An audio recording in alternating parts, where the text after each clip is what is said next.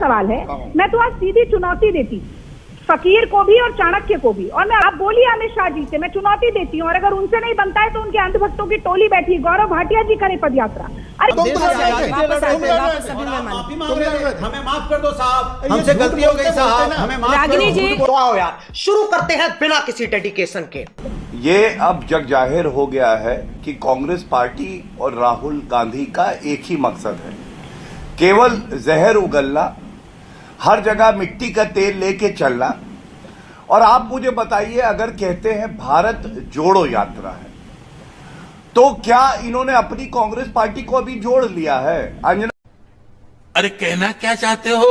उसकी मुखालफत, उसका विरोध या उस पर लांछन लगाने का काम, उसमें मीन मेक निकालने का काम केवल वही लोग कर सकते हैं जो इस देश के असली टुकड़े टुकड़े गैंग, यानी कि भाजपा और संघ।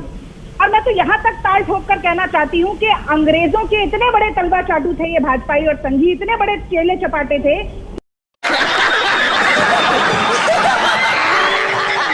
कि अंग्रेज चले गए।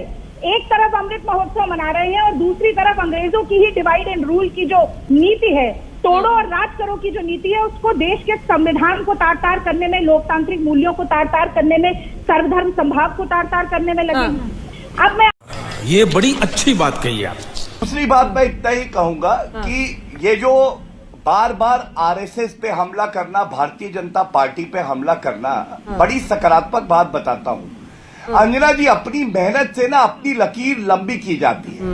अगर आप मन में नफरत रखेंगे, किसी की कहते हैं निक्कर में आग लग गई, अरे निक्कर में आग नहीं लगी, आग तो कांग्रेस के लीडर के दिल में लगी है जब से राहुल गांधी राजनीति में आए हैं। किसी कौन है ये लोग, कहां से आते हैं? मुंह और मसूर की दाल, अकाली दल चला गया, शिवसेना चली गई, जदयू ने सरकार ही पलट दी, ऐसी मुंह की खानी पड़ी भाजपा को, और अभी भी दूसरों की तरफ उंगली उठा रहे हैं। दूसरों पर जब तबसरा कीजिए, पहले खुद आईना देख लिया कीजिए। अच्छा सवाल है। मैं तो आज सीधी चुनौती देती फकीर को भी और चाणक्य को भी, और मैं रुको जरा, सबर करो। अतुल अंजान जी को भी कहती कि आप 3570 किलोमीटर राहुल गांधी चल रहे हैं, आप 350 किलोमीटर चलिए। आप पहले केरल में यात्रा कीजिए, मोदी जी से बोलिए गुजरात भर में चल के दिखाएं। आप बोलिए अमित शाह जी से, मैं चुनौती देती हूँ, और अगर उनसे नहीं बनता है तो उनके अंधभक्तों की टोली बैठी गौरव भाटिया जी करे पदयात्रा। अरे खुद में हिम्मत है नहीं 10 किलोमीटर की पदयात्रा करने की, और एक व्यक्ति जो मोदी सरकार, संघ और भाजपा की विचारधारा के खिलाफ आंख में हाथ डालकर चुनौती दे रहा है राहुल गांधी, आप उसकी टांग खींचने का काम करते रहिए।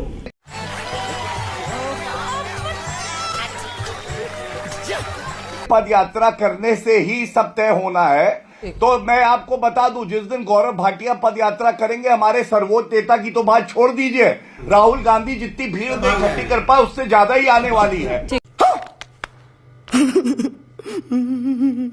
बात आपसे बताता हूं, समाजवादी पार्टी के लोग यहां पे बैठ के बोल रहे थे, ये पोस्टर है देखिए, ये 2017 के चुनाव से पहले राहुल गांधी ने कहा 27 साल यूपी बेहाल, फिर उसी बेहाली में पंचर साइकिल पे जाके बैठ गए थे।